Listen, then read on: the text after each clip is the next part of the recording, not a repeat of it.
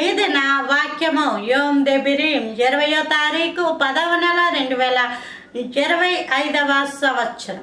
మన దేవుడు ఇస్తున్న చక్కటి మాట ఇర్మియా గ్రంథము 1వ అధ్యాయము 7వ వచనం.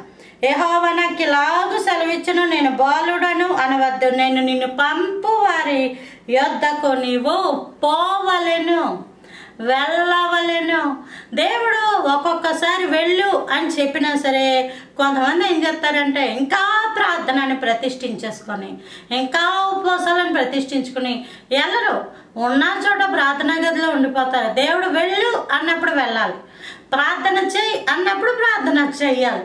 చాలా మందికి ఈ విషయాల్లో తగిన క్లారిటీ ఉండదు. దేవుడు మిమ్మల్ని పలానా గ్రామానికి వెళ్ళమంటున్నాడండి అన్నామనుకో, అలాగా అండి సరే అండి అంటారు. వెళ్ళారా అంటే వెళ్ళరు. అదేంటి ఇంకా వెళ్ళలేదంటే ఇంకా ప్రార్థన కావాలని అడుగుతున్నాను, ఇంకా ప్రార్థనలో ఉన్నాను, ఇంకా ప్రార్థన ఏంటి? దేవుడు ఆహారం పెట్టమన్నాడండి పలానా వాళ్ళకి, రైల్వే స్టేషన్లో ఉన్న వాళ్ళకి, బస్ స్టేషన్లో ఉన్న వాళ్ళకంటే ఆహా అలాగా అంటారు. ఏమండి ఆహారం పెట్టారా అంటే లేదండి మేము ఇంకా ప్రార్థనలో ఉన్నామంటారు.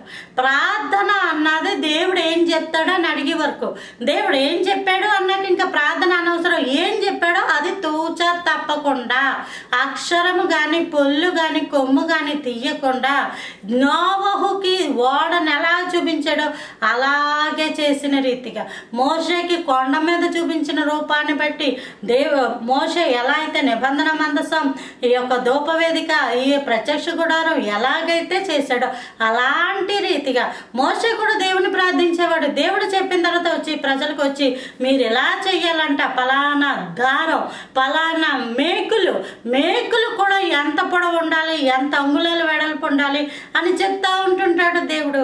ఆ పైకప్పు పలానా రీతిగా ఉండాలి. ఆ ప్రతిష్ఠితమైన వస్త్రాలకి కిందన నీలి రంగు సూత్రం అన్నది ఉండాలని చక్కగా కలరు కాంబినేషన్ కిందే ఉండాలి పైనే ఉండాలి అన్నీ చెప్పే కూడా ఇంకా మోషే ప్రార్థనలో కూర్చుంటే వీళ్ళు ఎప్పుడు చేస్తారు పని? మోషేకి చెప్పిన తర్వాత మోషే వచ్చి ప్రజలకు చెప్పినప్పుడు బెస్సలేలు అనే వ్యక్తికి పని అంతా అప్పగించినప్పుడు ఆ వ్యక్తి ఆ పని చేస్తూ ఉన్నప్పుడు మళ్ళా వెళ్ళి దేవుని దగ్గర కూర్చున్నావు.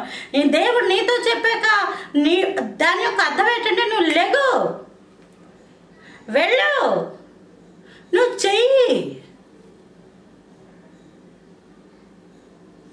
కాబట్టి దేవుడికి ఏం చెప్పాడు ఆ విషయం నువ్వు ఇంకా తడవు చేస్తున్నావేమో, ఆ తడువు మంచిది కాదు. లోతుతోటి దేవదూతలు చెప్తారు నువ్వు దూరంగా వండి ఆ ప్రాంతానికి వెళ్ళిపోండి, నేను వెళ్ళలేని చిన్న ప్రాంతానికి వెళ్తానంటాడు. అయితే నిన్ను బట్టి ఈ ప్రాంతాన్ని నేను నాశనం చేయను అంటాడు.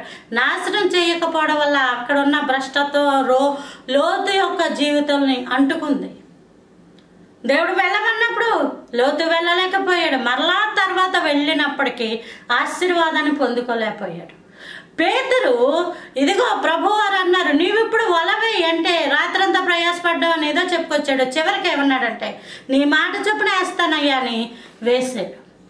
వేసినప్పుడు వలలు పిగిలిపోయేటంత విస్తారమైన దీవెన. దేవుడి నుంచి మాట రావడమే ఆలస్యం, అప్పుడు దాకా ప్రార్థన చెయ్యాలి. మాట వచ్చిన తర్వాత దేవుడు ఏం చెప్పాడో ఆ పని చెయ్యాలి. ఆ జ్ఞానం మీకు అనుగ్రహించును గాక. Praise the lord. ఆమేన్.